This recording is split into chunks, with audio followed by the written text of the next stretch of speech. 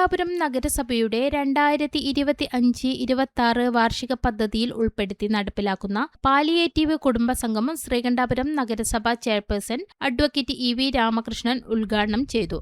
ആരോഗ്യകാര്യ standing committee chairperson Noordeen P അധ്യക്ഷത വഹിച്ചു. കൂട്ടുമുഖം സാമൂഹ്യ ആരോഗ്യ കേന്ദ്രം പാലിയേറ്റീവ് സ്വാന്തന പരിചരണ പദ്ധതിയുടെ ആഭിമുഖ്യത്തിൽ നടത്തുന്ന പരിപാടിയിൽ മെഡിക്കൽ ഓഫീസർ വൈശാഖി കെ സ്വാഗതം പറഞ്ഞ പരിപാടിയിൽ വൈസ് ചെയർമാൻ നിഷിത റഹ്മാൻ, നഗരസഭാ സ്ഥിരം സമിതി അധ്യക്ഷന്മാരായ കെ.വി. കുഞ്ഞിരാമൻ മാസ്റ്റർ, കെ. ബിജു, കൗൺസിലർമാരായ Augustine Vellachalil, Golda Mathew, Jaina Joseph, Priya AK., KO. Pradeepan, Vijisha Manoj, Lekha Mohanan, secretary TV. Narayanan, doctor Shalini MK., doctor Rajeevan PK., JHI. Biju തുടങ്ങിയവർ ആശംസകൾ അറിയിച്ച് സംസാരിച്ചു. Koothuparamba taluk hospital palliative nurse sister Mini ക്ലാസുകൾ നയിച്ചു.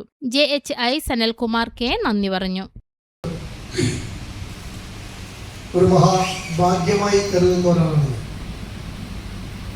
ഡോക്ടർമാരും, അതോടൊപ്പം തന്നെ നഴ്സുമാരും, സാമൂഹിക പ്രവർത്തകരും, വളണ്ടിയർമാരും ഒക്കെ പ്രവർത്തിക്കുന്ന ഈ പാലിയേറ്റീവ് മേഖല. ഇതിൽ ഒരുപാട് രോഗം വന്ന് ദുരിതം അനുഭവിക്കുന്ന ആളുകളുണ്ട്. അതോടൊപ്പം തന്നെ മരണവും കാത്തു കഴിയുന്ന ആളുകളുമുണ്ട്.